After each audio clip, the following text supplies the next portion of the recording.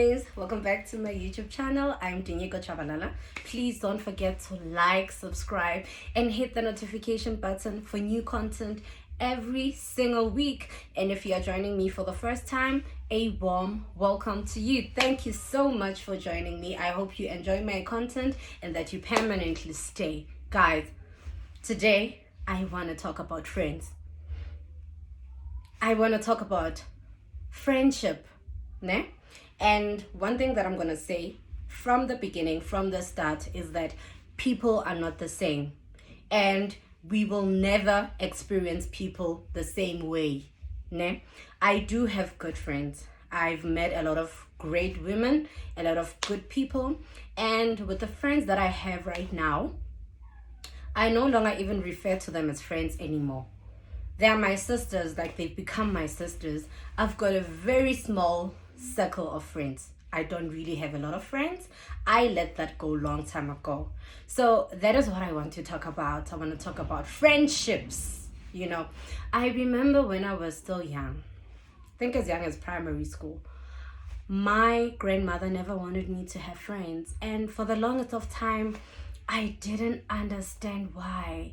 She gave me a hard time. She would scream at me whenever she would come back from work, and then she finds me with other girls playing. And I was young, I was in primary school. She would scream at me. She would literally just say, Dinyeko, get in, meaning Dinyeko, go inside the house.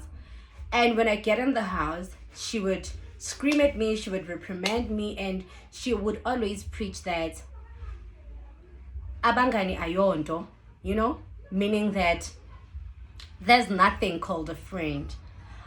And it was due to the experiences that she had, you know, and whatever stories that she would hear even when she was a kid as far as friendships are concerned. And it is only now that I understand, you know, the more you grow up, you know, life has a way of teaching you lessons. So the more I grow up, then I start realizing that, oh my God, this old woman, this is what she was referring to. This is what she was talking about whenever she used to reprimand me, you know, for friends, especially for having a lot of friends. I grew up not having a best friend, né? So because I liked people, so everyone was my friend, but I never really had like a specific person that I'm saying, okay, this is my best friend, because my grandmother hated that. She never wanted to hear the word best friend in the house. Use that in the streets, not in my house, you know. And growing up, I'm actually like starting to realize like what she was talking about with my own experiences, you know. We still have a long way to go. I'm still going to share with you my stories as far as friendships or friends are concerned, you know. And there are so many graves, guys, due to friendships. You know, there are so many people who have died in the hands of their friends, especially the ones we call best friends. Guys, if you've never seen a snake in close proximity, look at your best friend. That is the biggest snake you can ever experience in life.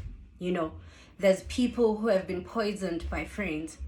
There's people who have lost their marriages due to best friends. You know, this person is my best friend. I'm telling her everything. I'm confiding in her. The next thing, that same person you're confiding in is the one that is going to come and snitch your husband, because they know everything, all the insides, you know, so it's easy for them to get in. People have lost their jobs due to friends. You know, you work with your friend or someone you call your friend, because even when we go to work, you start by being my colleague, and then we get close, and then I refer to you as a friend, and then I start telling you everything. The next thing, you backstab me and I lose my job. You know, people have been killed, people have been hijacked. And one thing that I've noticed about some of the people that we call friends is that you must either be below them or average. You should never be above them, because once you start being above them, then you become a threat. You are no longer a friend. Then that is where jealousy starts creeping in. So for you to be safe, You need to be below or you need to be average, but not above, you know? So, guys, I've experienced a lot as far as friendships are concerned. I have my own personal stories that I'm still going to tell, but not today. Today, I just wanted to highlight this topic. We are still going to revisit it. We are going to come back to it and talk in depth about it. So, on this day, I'm not saying that you shouldn't have friends, but I always say that there shouldn't be anyone who knows every little thing about you. That is very, very dangerous. There shouldn't be anyone alive who knows every little thing about you, every single thing. That is the most dangerous person in your life, because the day they turn their backs on you, because friendships are not guaranteed, especially nowadays. People are so full of betrayal. You know, people are not afraid to backstab. People are not afraid to betray. So please, I always say that, you know, with my friends, I always divide my news.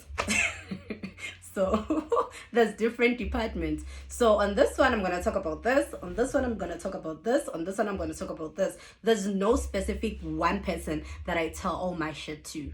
I'm sorry for the language, but there's no single person that I tell every little thing to.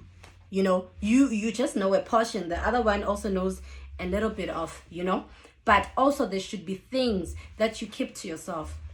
Guys, if you really want to sometimes offload, get therapy, you know, talk to someone, talk to a stranger. A stranger is even way better than the friends that we have. And I repeat, I'm not saying all of them are like that. I also do have great people that I call friends that have become my sisters. But also there's still some very ill people out there. And we just need to look out for ourselves. Thank you so much, guys. I'm going to see you on my next one very, very soon. Mwah.